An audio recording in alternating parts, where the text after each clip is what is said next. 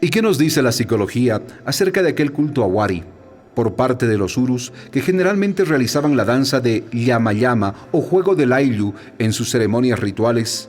Más aún que esta representación estaba conformada grupalmente por quienes a través de la danza primitiva manifestaban una serie de enigmas ocultos. Desde el punto de vista de la psicología social, todos los grupos se construyen a partir de la conformación de características individuales y sociales que las identifican y que las distinguen ante los demás, como la identificación grupal, las representaciones sociales, la pertenencia grupal, la toma de decisiones y la cognición social, involucrando a todos sus integrantes.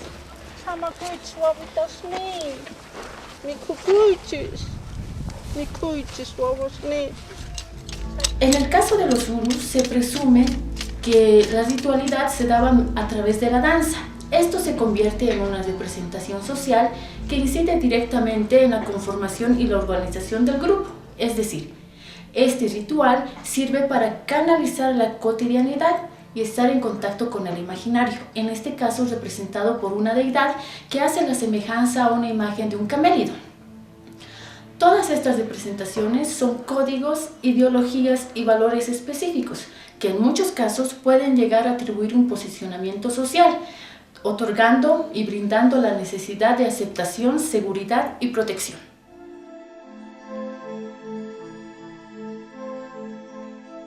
Una vez decodificados ciertos elementos y características de Jawari, que fue dios y amo de las profundidades, morador de montañas y de cerros en el Mancapacha, mundo de abajo, y Wari transfigurado en un camérido por ser un animal de grandes cualidades, los urus vivían en constante ritualidad hacia sus protectores naturales.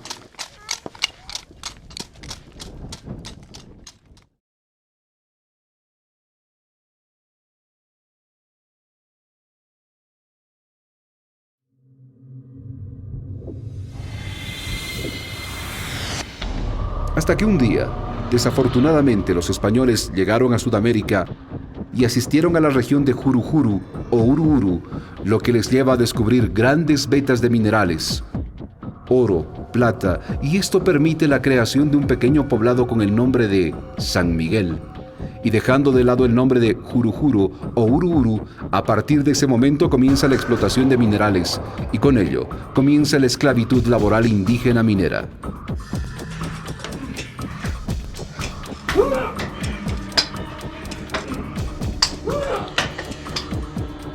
San Miguel de Oruro fue en un principio lo que se llamaba un asiento de minas. Un asiento de minas era por lo general una villa que se desarrollaba rápidamente, una población, ¿no?, que por lo general no tenía mucha duración en el tiempo. Se agotaban los yacimientos, la gente se iba a buscar minerales a otras zonas y se formaba otro asiento de minas. Acá los orígenes del asiento de minas de San Miguel de Oruro nos encontraríamos hablando de minería en la época anterior a los españoles inclusive. Me estoy refiriendo a los trabajos que hicieron los incas acá.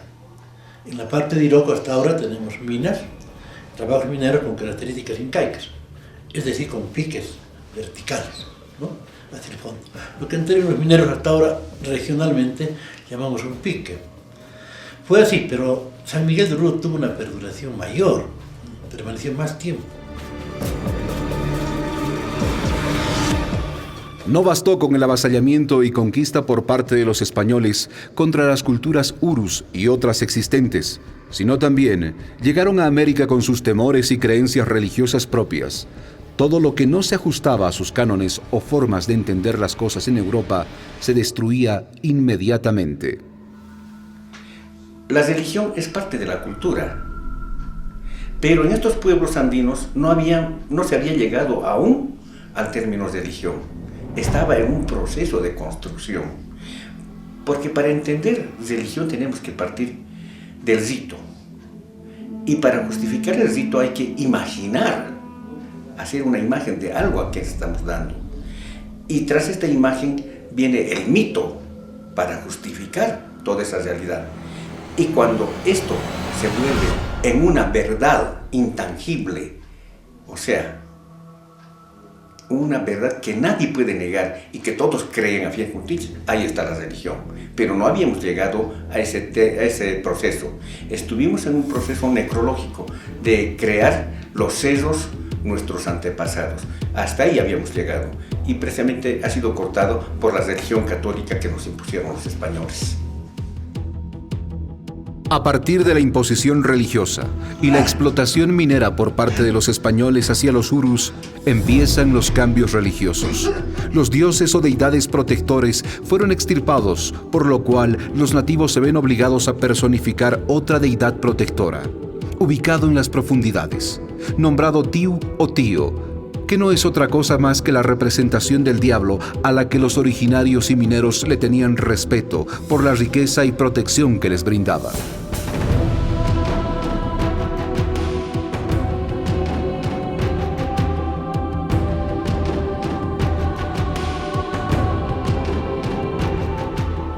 Primero que el tío es una mala pronunciación de Dios. Los indígenas no podían pronunciar la palabra Dios. Les era dificultoso a su lengua el tratar de pronunciar correctamente la palabra. Y en lugar de decir Dios, decían tío. Y eso se quedó precisamente como una adscripción a una figura representante del diablo o de una deidad diabólica que mora en las minas. Y por eso que muchas veces se dice que Wari, por ejemplo, implicaría a la postre su simbología como un ser que habita en las profundidades, en el infierno o propiamente en las minas, lo cual desde mi punto de vista es una interpretación equivocada. Dicho en otros términos, el tío como tal nada tiene que ver con Wari en primer lugar. En segundo lugar, el tío, que no es otra cosa que la malformación de la palabra, representa actualmente al tío, pero desde connotaciones mucho posteriores a lo que se representaba en sus orígenes en los pueblos precolombinos.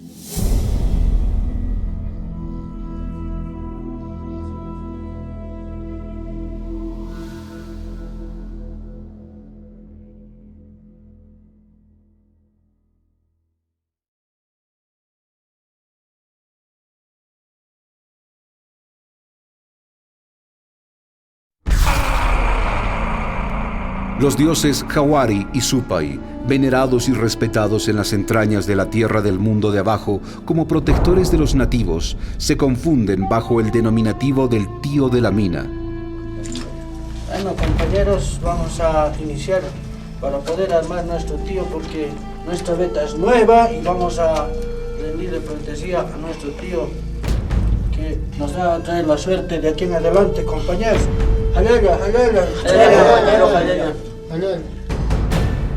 Rápidamente, el tío de la mina se convirtió en el diablo cristiano. Es así que deciden modelar una estatuilla en forma de diablillo, la que establecen en los parajes de minerales, y desde entonces aparece la figura del Tiu o Tío y se convierte en el amo de los mineros, y dejan de lado a sus semidioses Jawari y Wari. Este asunto es más complejo de lo que pudiera parecer. Un dios que se va transformando a lo largo del tiempo. Pero aquí hay una verdadera teogénesis. Esto es la creación de una nueva divinidad, que para mí es el tío de la mina, ¿no? El tío de la mina seguramente fue creado en las galerías mineras como un culto subterráneo, un tanto hermético entre los mineros. ¿Y a qué respondió? Respondió al hecho de que la gente mantenía en su imaginario, en su cultura, sus antiguos dioses, ¿no? Entre ellos muy importantes son Wari y Supai. Bueno, pero con la extirpación de idolatrías, todas las religiones andinas fueron perseguidas, todos los cultos andinos fueron perseguidos. Entonces, este culto a los dioses primitivos, antiguos, diremos prehispánicos, se mantenía en las minas. ¿Pero qué dioses? Wari posiblemente y Supaya. No Supaya. Porque Supaya tiene una condición muy particular. Es bondadoso y a la vez es malévolo, ¿no? Es dual. De los caracteres que presenta hasta ahora el tío de la mina. Porque el tío no es cualquier tío, no es siempre el tío de la mina. Está asociado con la mina. Es una deidad subterránea. Y ha sido el resultado de estos avatares en un proceso de teogénesis. ¿no?, de creación de una nueva divinidad.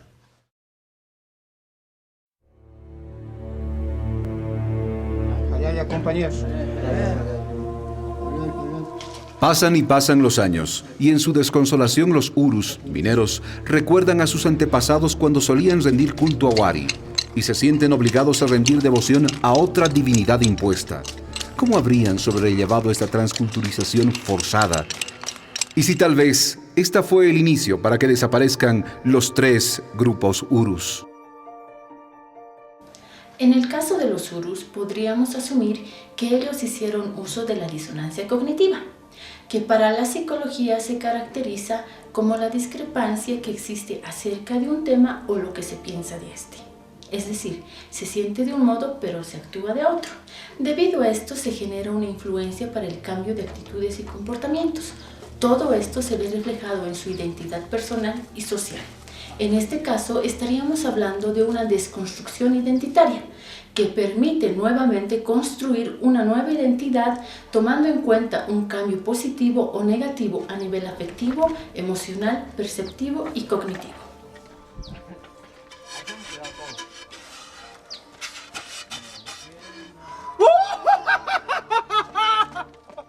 Todos los seres humanos adquirimos características sociales que nos hacen crecer y construir nuestra misma personalidad. Además, esto se refleja por toda la historia que acompaña al individuo a lo largo de su vida. Y si la historia de su sociedad se transforma o se modifica, el individuo también transforma y modifica parte de su identidad, creciendo juntamente con su sociedad a lo largo de toda la vida. Hasta nuestros días quedan pocos urus en algunos sectores, con la diferencia de que perdieron todas sus costumbres, sus tradiciones y adquirieron otras por la mezcla de culturas. Aunque la historia nos narra que se quiso proteger a los urus dándoles alternativas de sobrevivencia, lo cual lamentablemente no sucedió.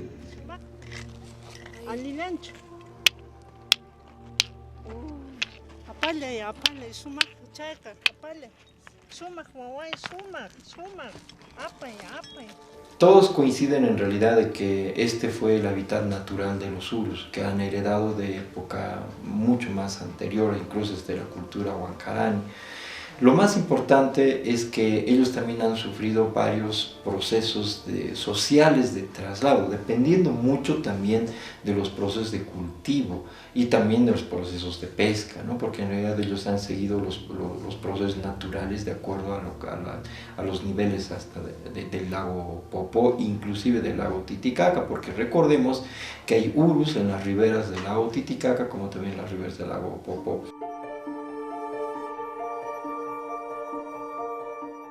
Cuando la obra Pía de Lorenzo de Aldaña se establece a partir de San Pedro de Chayacoyo, esta obra Pía va a beneficiar exclusivamente a los urus porque se instala un hospital para su beneficio, se instala una hacienda con más de 200 cabezas de ganado, se instala incluso se establece la región de Burguillos para el pastoreo de este ganado, dedicado exclusivamente a los urus. Sin embargo, posteriormente, las administraciones de esta obra Pía no han sido llevadas de manera adecuada, de manera que las comunidades en realidad establecidas de los propios urus han tenido que migrar para buscar procesos de subsistencia.